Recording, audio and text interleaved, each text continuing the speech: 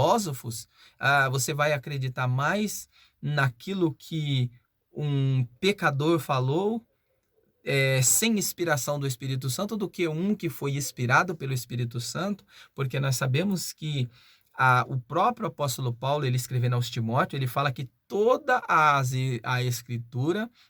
escritura sagrada, ela é inspirada por Deus. E ela é pronta para corrigir, para redarguir, para ensinar, né? E para nos direcionar em justiça. Então, toda a Bíblia Sagrada é inspirada.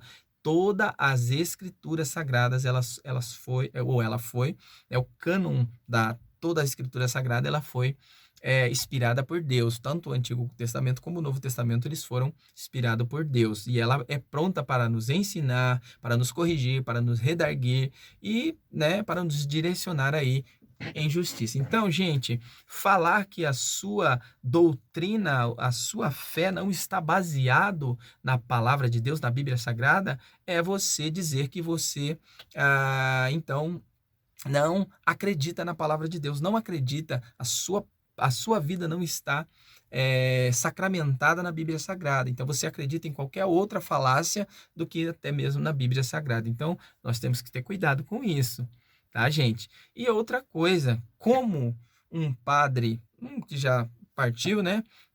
Um bispo, na verdade, daqui do Brasil, ele disse numa discussão aí, ele diz que a Bíblia Sagrada, ela não está acima da igreja, pelo contrário, a Bíblia está abaixo da igreja e a igreja está acima da Bíblia Sagrada.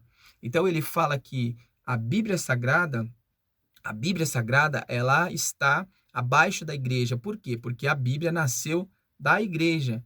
Mas, gente, que falácia é essa? Que conversa fiada é essa? Falar que a Bíblia Sagrada está abaixo da igreja? Não. A igreja está abaixo da Bíblia Sagrada. A igreja nasceu por causa da Bíblia Sagrada. Então, só existe igreja por causa da palavra de Deus, da Bíblia Sagrada. Então, se nós não tivermos a Bíblia Sagrada como a nossa regra de fé, a nossa bússola, o nosso norte, então a gente vai para qualquer outro lugar, menos para o céu. Então, nós só somos igreja de Cristo, só estamos ligados em Cristo, só conhecemos a Cristo, só conhecemos o Evangelho, e o cristianismo através da Bíblia, da palavra de Deus, da Bíblia Sagrada. Nós não conhecemos a Cristo, nós não aceitamos a Cristo por intermédio de filósofos, de Agostinho, de Santo Agostinho, de Jerônimo, e outros mais, né? E outros mais aí. Então, do Papa Inocêncio, Papa não sei o que e tal, e tudo isso. Não. Eu aceitei a Jesus, eu conheço Jesus através da Bíblia Sagrada, o livro mais copiado, o livro que mais foi copiado, que mais foi traduzido em quase todas as línguas que existem no mundo. Esse livro foi traduzido e o livro mais vendido, e se não for o livro mais antigo. Então, pense nisso, como que a Bíblia Sagrada, como a palavra de Deus, ela não está acima, ela não está em pé de igualdade com a igreja, não, ela está acima. A Bíblia, ela está abaixo, ela nasceu da igreja.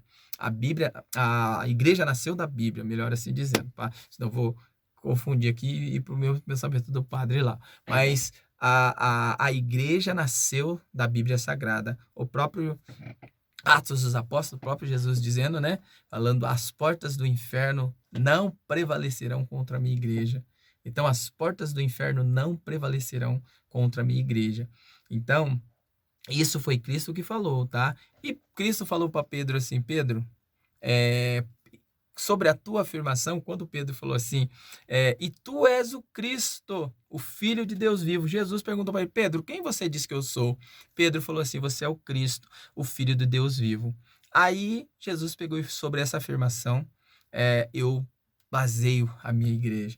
Então, sobre a afirmação de Pedro, sobre aquilo que Pedro reconheceu de Cristo, ele estava agora abalizando a sua igreja. Então, a igreja está balizada na palavra de Deus e não a palavra de Deus na igreja. Então, gente, esquece isso, tá? Pelo amor de Deus. Olha só, aí ele diz assim, ó, de fato, de muito cedo vem o costume de rezar pelo falecimento atesta o segundo livro dos Macabeus. Então, olha só, gente, o livro apócrifo. Então, a base aqui do purgatório da Igreja Católica é uma base de um livro que não é canônico, gente. Então, é um livro apócrifo, é um livro de estudo, claro, é um livro que serve para estudo, que se nós não tivéssemos, né, se não tivéssemos o livro de Macabeus, nós não conheceríamos a história do período ali de Macabeus, que foi do período interbíblico, né, esse período de silêncio, que é considerado um período interbíblico. Então, o período de Malaquias, quando se encerra, quando se fecha o cânon das Escrituras, tá? Que se fecha em Malaquias e se abre novamente esse período bíblico agora. Esse período ele se abre agora em Mateus, né? No primeiro livro de Mateus ali, ele começa novamente a inspiração do Novo Testamento. Então, o Antigo Testamento se encerra em Malaquias e começa agora uma nova inspiração aqui no livro de Mateus até as cartas, né, dos apóstolos aí. Mas esse período interbíblico, que foi mais ou menos 400, acho que mais ou menos isso, 400, 500 anos, mais ou menos, uns 400 e poucos anos aí, esse período de 400 e poucos a 300 e pouco, né, e cento e pouco aí, foi o período que eles, acho que mais ou menos 300 anos, tá, para assim ser um pouquinho mais certo. Mais ou menos uns 300 anos que esses livros aí, eles foram mais ou menos escritos aí. Então, já tinha sido fechado, já tinha o cânon das escrituras do Antigo Testamento, já tinha sido fechado. E ele foi esse período do interbíblico. Então, não é um período de inspiração. Não foi um período de expiração. Então, serve como história dos Macabeus, tá? Que a história de Macabeus é muito boa, contada e tal. Se você pesquisar depois, você vai ver, ler aí a história de Macabeus. Mas esses livros não são considerados livros canônicos, livros que foram aceitos como canônicos. Não entrou no cânon das escrituras, tá? Então, esse é o ponto aqui, tá bom? Então, mas ele fala aqui, né, que lá de Macabeus, tal, atestam-se as catacumbas também, eles falam, atestam-se as catacumbas dos primeiros cristãos, cheias de inscrições com orações pelas almas dos mortos, atestam, enfim, o testemunho de todos os fiéis de todos os séculos e de todos os lugares. Agora, gente, nós sabemos que a catacumba de Roma, quem já leu o livro, né, quem já leu e já viu, pesquisou a história sobre as catacumbas de Roma, foram lugares aonde os cristãos, né, fugiam do Império Romano. Então, eles estavam fugindo literalmente do Império Romano e eles iam para essas catacumbas aí e se esconder. E lá eles deixaram algumas orações, escreveram algumas palavras, e até mesmo uma das palavras que em grego, o peixe, né, que é o ictus, que está escrito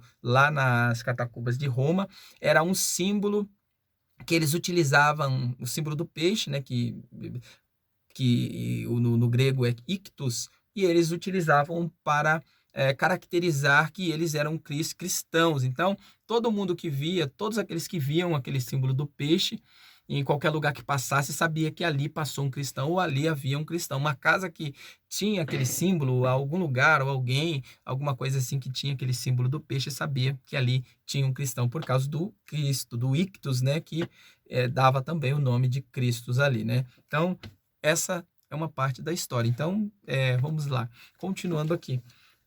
O sétimo motivo, né? Nós falamos aqui sobre o purgatório, né? Que essa doutrina do purgatório é uma doutrina antibíblica, uma doutrina demoníaca, e uma doutrina que ela pode te levar para a condenação, achando que as pessoas que morrem, ela induz você à perdição, porque ela não te dá a vazão para que você venha sair do pecado. Não, ela te induz você a continuar no pecado, porque você sabendo que há um purgatório, um lugar que ali vão purgar os seus pecados, a pessoa vai falar assim, então por que eu preciso aceitar Jesus e viver uma vida piedosa aqui? sendo que eu posso ir para o purgatório e depois, com as orações dos meus pais, amigos, parentes, eu saio de lá e vou para o céu. Então, olha só que doutrina demoníaca, gente.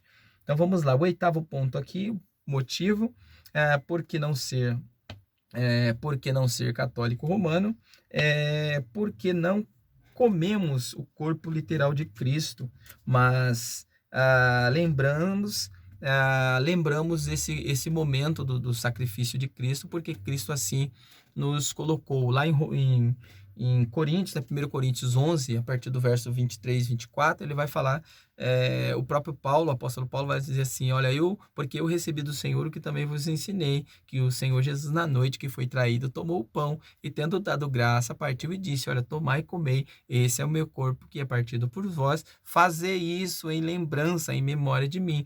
Todas as vezes que vocês se ajuntarem, comemore esse dia com uma ceia, com um banquete, mas fazendo lembrança do sacrifício que eu fiz por vós. Então, gente, olha só o significado da ceia, gente. Olha só que coisa linda.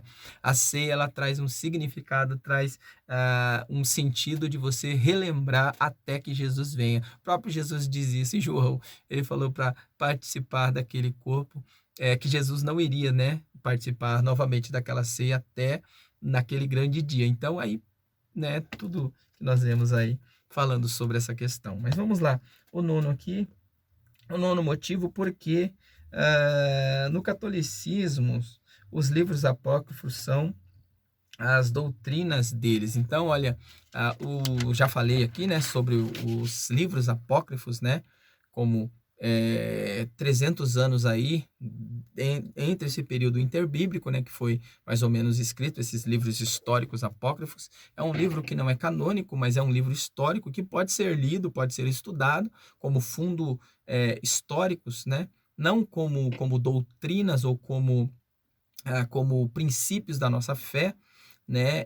Então nós não podemos usar esses livros como princípios de fé, como regras de fé, porque esses livros apócrifos eles apresentam muitas coisas pagãs, principalmente a oração por mortos, né? Até bruxaria você vê ali naqueles livros ali apócrifos. Então, gente, cuidado com os livros apócrifos quando você lê-los. Cuidado para vocês não colocar isso como doutrina, porque não é doutrinário, ele é apenas livros que foram escritos naquela época, assim como você lê Paulo Coelho, assim como você pegar um livro do Paulo Coelho, é um livro espírita, tá? Não é doutrina de fé para nós cristãos, é um livro espírita. Você pode até ler, tá? Você pode até ler um livro de Paulo Coelho, mas não tome esses livros como doutrinas. Claro que é um livro que, né, não é aconselhável para nós cristãos estar lendo. Você pode até ler um Saramago da vida, né? É um livro de um ateu, mas ele tem uma leitura, tem um escrito muito bom, fala algumas coisas, mas é um ateu, então você pode ler, mas você não pode tomar isso como base. Tanto tem um livro dele que é o Caim, né, que eu tenho, ele fala algumas coisas sobre Caim, meu Deus do céu, ele, né, se você não tiver uma mente de Cristo, você acaba deixando-se enganar pelas questões dele aqui. Mas são livros que você pode estar lendo para aprendizado, para estudo, não como regras de fé. E o último motivo aqui, gente, para nós já encerrar aqui esse estudo, é o 10º motivo aqui, porque eu não aconselho, e não sou e nunca serei e não vou ser e não gostaria que você também não aceitasse essas questões aí. Diz assim, ó, porque acreditamos porque acreditamos na inerrância. Nós acreditamos na inerrância das Escrituras Sagradas. O que é isso? O que quer dizer inerrância das Escrituras Sagradas? Nós acreditamos que a Bíblia Sagrada, ela é a verdadeira palavra de Deus, ela é a boca de Deus. Através da Bíblia Sagrada, nós temos ali todo o manual para a nossa fé. Então, é da Bíblia Sagrada que nós tiramos as nossas regras básicas, as nossas leis, os nossos princípios, os nossos dogmas. Então, se nós estamos tristes, nós lemos a Bíblia Sagrada e o Espírito Santo, através da sua palavra, nos alegra. Se nós estamos doentes, nós lemos a Bíblia Sagrada e ela traz versos, versículos, capítulos ali que fala sobre cura. Então, se você está desempregado, a Bíblia fala que Deus, ele é dono do ouro e da prata, que Deus, ele abre as portas, que Deus, ele... Então, você tem base para tudo na Bíblia Sagrada, tá? Então, é sobre salvação, sobre graça, né? Sobre o Espírito Santo. Ela fala sobre tudo, gente. A Bíblia Sagrada é o manual do ser humano. Então, se todos os seres humanos fossem baseados na Bíblia Sagrada, tivesse a sua vida pautada na Bíblia Sagrada, eu acredito que esse mundo não estaria como ele está, estaria se perdendo. Hoje nós temos ideologias, nós temos as questões de homossexualismo, nós temos a questão de feminismo, as mulheres querendo eliminar os homens da terra, né? Nós temos machismo, nós temos a questão de ideologia de aborto, nós temos questões de ideologias de tantas coisas, gente, de tantas coisas. Nós temos o liberalismo religioso, falando que todas as coisas são lícitas, você pode fazer todas as coisas e tudo convém. Nós temos aí pregações, ensinos que baseia todas as coisas. Olha, você pode viver da forma que você quer, que Deus ele é amor. Você tem ensinamentos de pessoas que não traduzem a Bíblia da forma, não entende a Bíblia da forma correta, não pede intervenção do Espírito Santo para fazer você entender, falando que nós temos a mente de escravo. Olha, você tem uma mente de escravo, você precisa se libertar dessa mente de escravo, porque tudo aquilo que você acredita que o evangelho é, ou que alguém pregou, ou que alguém te ensinou, isso é mente de escravo. Então, olha só como essas pessoas são nocivas à sua saúde espiritual. Então, cuidado com essas pessoas que são nocivas à sua vida espiritual. Então, comece a ler as escrituras sagradas, mas não somente leia, coloque em prática. Coloque em prática e peça para que o Espírito Santo ele possa trazer para você um renovo, um entendimento, um renovo de mente, uma metanoia, para que a sua mente ela possa ser transformada por Cristo. Amém? Gente, então agradeço aí a todos, mais uma vez aí, e que você possa meditar nessas palavras. Medite nessas palavras, medite na verdadeira palavra de Deus. Esquece essa questão de religiosidade. Religiosidade não salva ninguém, o que salva é Cristo. Amém? Deus abençoe você e a paz do Senhor.